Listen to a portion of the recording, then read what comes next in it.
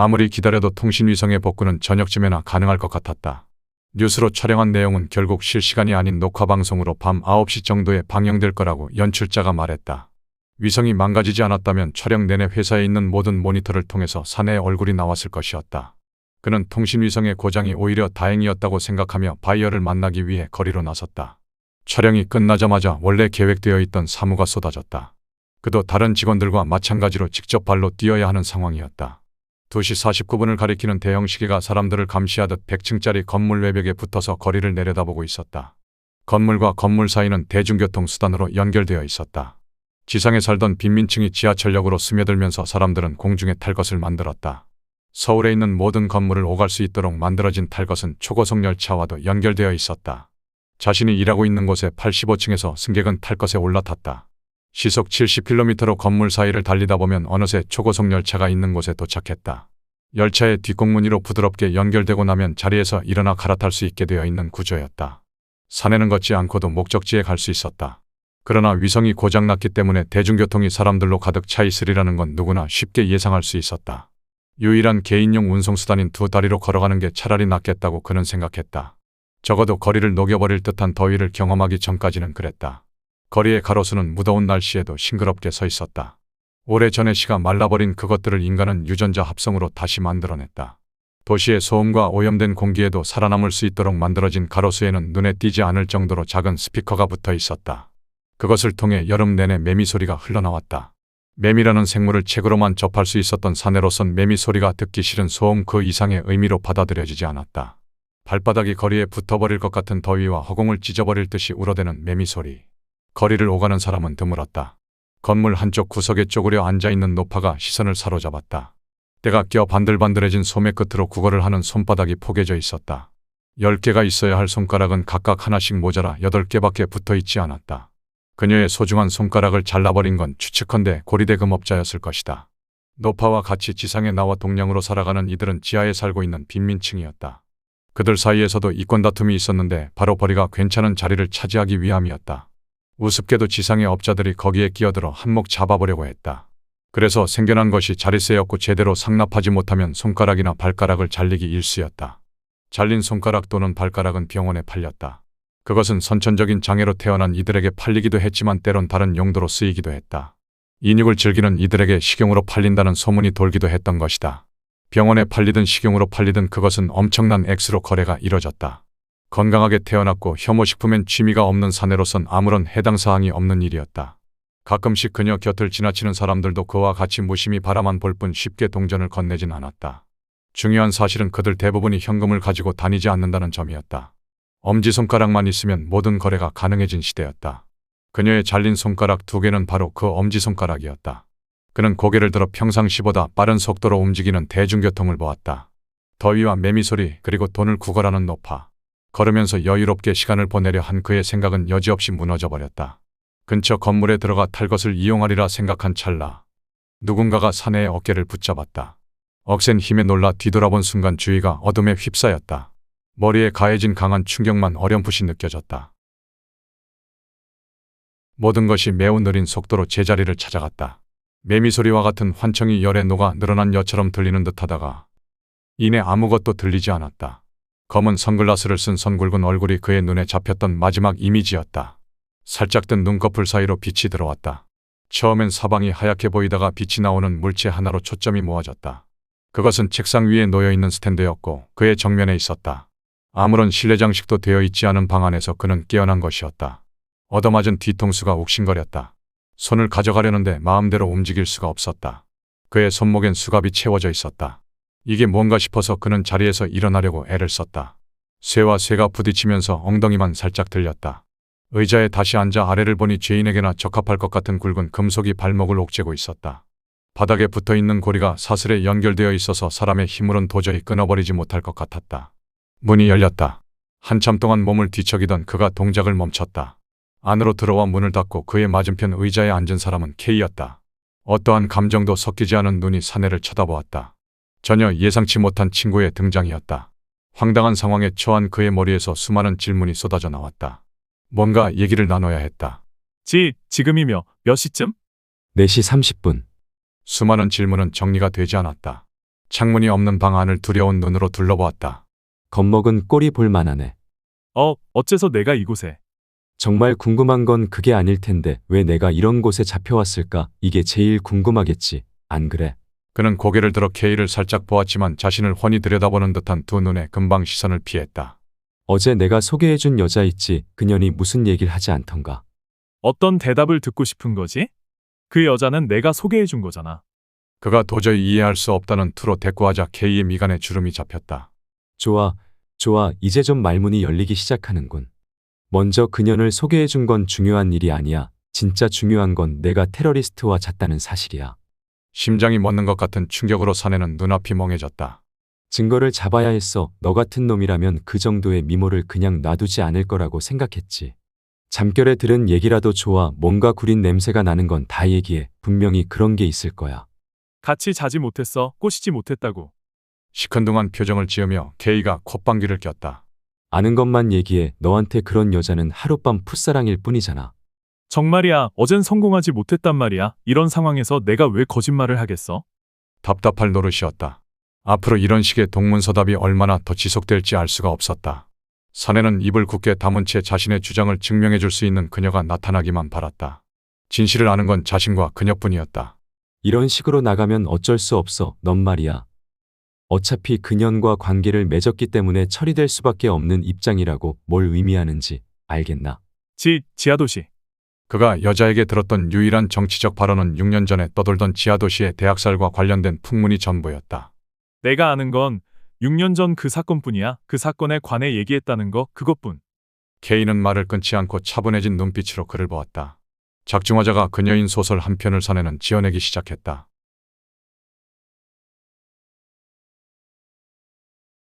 소년의 손은 차가웠다. 홍등가는 술에 취한 남자들과 그들을 붙잡으려는 복제인간들로 북적거렸다. 인간은 돈을 벌기 위해서라면 어떠한 것도 만들어낼 수 있었다. 지하도시 홍등가의 실제 주인은 전부 지상에 사는 인간들이었다. 목적지에 가까워짐에 따라 사내의 발걸음은 점점 더 무거워졌다. 사내를 서번 방으로 안내해주고 나서 소년은 카운터로 걸어갔다. 구식 자물쇠로 잠긴 수납장을 열자 담배 3개비와 라이터가 들어있었다. 담배 판매가 금지된 시대에 혹시라도 감시에 눈이 번뜩일 것을 주의하면서 조망만한 손으로 담배와 라이터를 꺼냈다. 수납장 문을 다시 단단히 잠가놓고 그는 담배를 입에 물었다. 그리고 가게를 비워야 할 때마다 항상 챙겼던 책을 안주머니에서 꺼냈다. 관리를 소홀히 한 탓인지 표지에 여자 얼굴이 구겨져 있었다. 카운터 위에 그것을 올려놓고 라이터로 힘껏 문질렀다. 인상을 쓰고 있던 여자의 얼굴에 미소가 보이기 시작했다. 낮은 한숨을 내쉬고 라이터로 불을 붙이려는데 자동문이 열렸다. 몸에 착 달라붙는 검은 가죽옷을 입은 복제 여자가 들어와 그를 물끄러미 쳐다보았다. 안심한 듯 담배에 불을 붙였다. 그가 손가락으로 넷을 펴보이자 복제 여자는 알아서 4번 방으로 걸어갔다. 노크 소리가 들리고 문이 열리고 문이 닫힐 때까지 소녀는 담배를 피우지 않았다. 그녀가 사라진 복도가 다시 조용해짐을 확인하고 나서야 담배를 길게 빨았다. 머리가 텅 비는 듯한 느낌과 함께 희뿌연 연기를 내뿜었다. 그가 담배에 처음 맛들인 것은 6년 전이었다. 만들어진 지 3년 만의 일이었다. 이 지하도시가 나름의 질서로 자리 잡아가던 시절, 지상에 사는 인간들은 막강한 화력의 무기를 앞세워 지하로 내려왔다. 인간 복제가 합법화되는 순간부터 복제인간들의 운명은 이미 결정된 것이나 마찬가지였다. 법안이 통과되는 순간까지도 시위되는 복제 반대를 부르짖었다. 지구 위에 절대 강자로 군림하던 인간들은 불안감에 휩싸여 있었다. 유전자를 마음대로 조작할 수 있는 과학자들에 의해 어떤 복제인간이 태어날지 아무도 몰랐다. 초인과 같은 능력으로 스포츠 업계를 좌지우지하게 될지, 아인슈타인과 같은 두뇌를 물려받아 물리학의 한 획을 긋게 될지, 혹은 뛰어난 통솔력으로 정치계의 우두머리가 될지도 모르는 일이었다. 하지만 복제 법안엔 2가지 제한점이 있었다.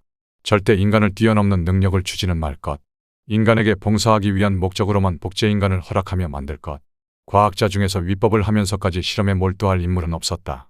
거대 기업에 소속된 그들은 그 속에서 오로지 돈을 위해 일할 뿐이었다. 갓난아기로 태어나 인간의 노예로 길러진 복제인간들이 성년이 되어 여러 목적으로 팔려나가기 시작하던 무렵, 과학은 어느 나이대의 모습이든 복제가 가능한 기술로까지 발전되었다.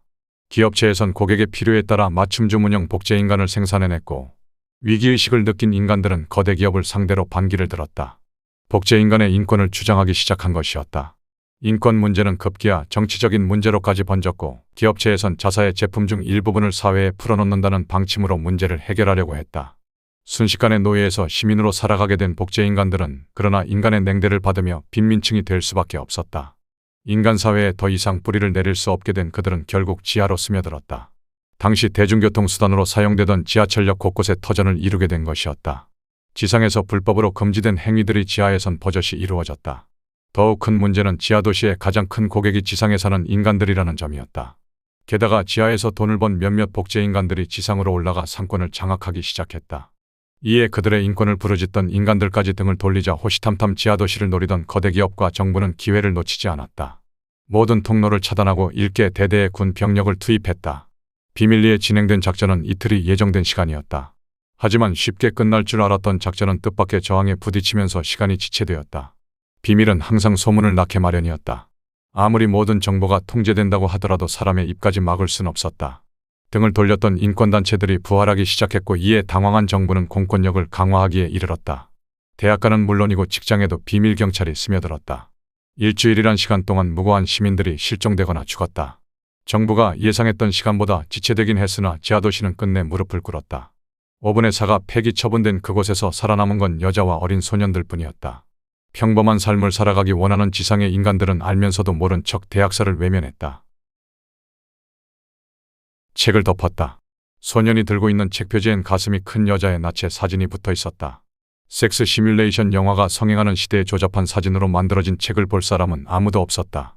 안전성을 고려한다면 좋은 방법이긴 하나 책의 내용을 본다면 전형적인 불온서적이다. 책이 경찰한테 들키기라도 한다면 그는 곧바로 폐기 처분될 것이었다. 알면서도 버리지 못하는 이유는 그가 평생을 어린 모습으로 살아야 하기 때문이었다. 유전자가 조작된 그의 몸은 더 이상 자라지도 변하지도 않았다. 그 사실을 알기에 소녀는 자신의 정체성을 잊지 않기 위해서 목숨을 걸고 책을 갖고 있는 것이었다. 이윽고 4번 방을 가리키는 전등에 불이 켜졌다. 소녀는 책을 카운터 밑에 숨겨둔 수납장에 집어넣고 지문인식기를 꺼냈다. 문이 열리는 소리가 들리고 술에 취한 발소리가 느린 속도로 허공을 채웠다. 구겨진 양복 저고리를 손에 든 채로 사내가 카운터로 걸어왔다. 여기에 엄지손가락을 대주세요. 우렁찬 목소리의 사내가 엄지손가락을 지문인식기에 갖다 댔다. 비명과도 같은 경고음이 기기에서 나왔다. 신용불량자이거나 범법자일 경우에 나오는 경고음이 허공을 때렸다. 뒤로 주춤거리던 사내는 벽에 등을 기대고 서서 밖을 내다보았다. 앞으로 1분 뒤에 경찰이 도착해서 그를 체포할 것이었다. 소녀는 제발 자신에게 불똥이 튀는 일이 생기지 않기만을 바랐다.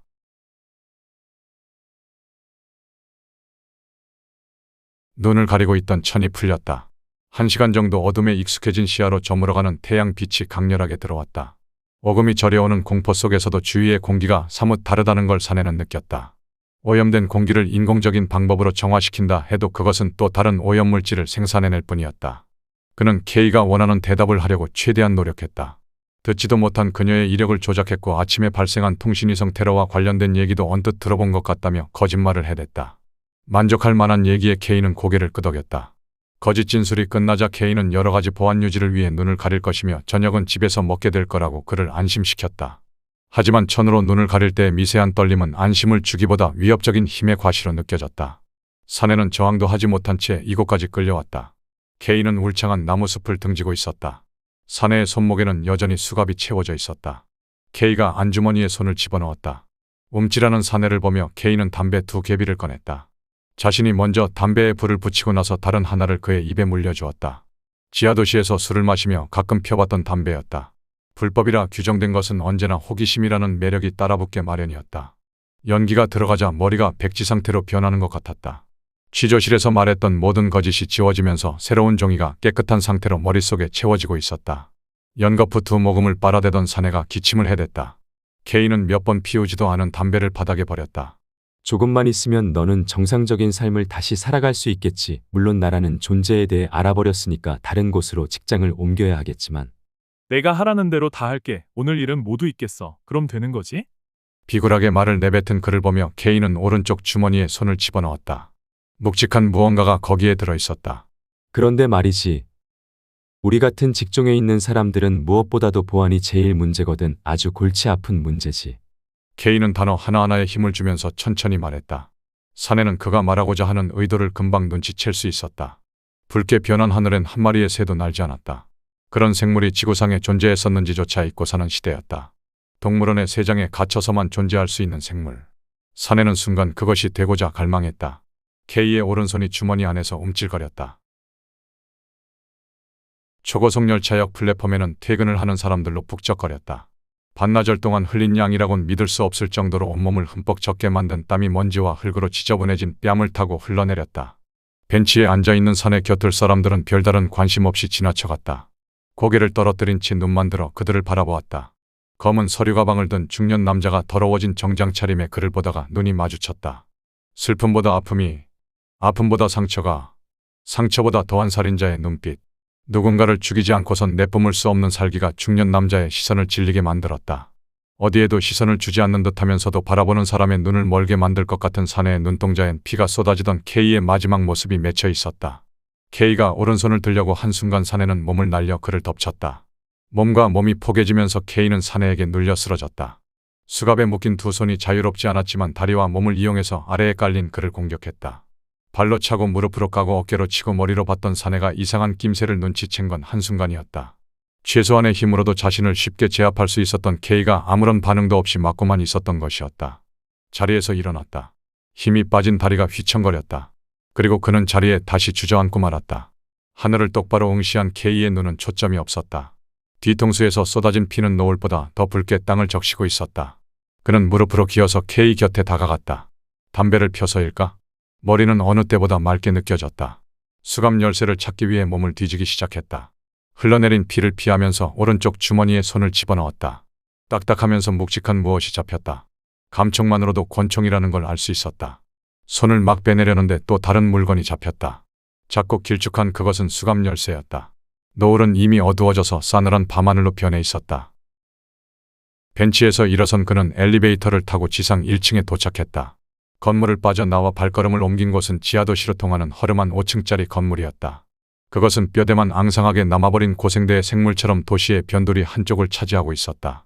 사내는 머리에서 떠나지 않는 의문을 담은 채 싸구려 네온사인이 번뜩이는 그곳으로 향했다. 과연 K는 권총과 열쇠 중 무엇을 잡았던 것일까? 복제된 여자들이 손을 흔들며 손님을 유혹했다.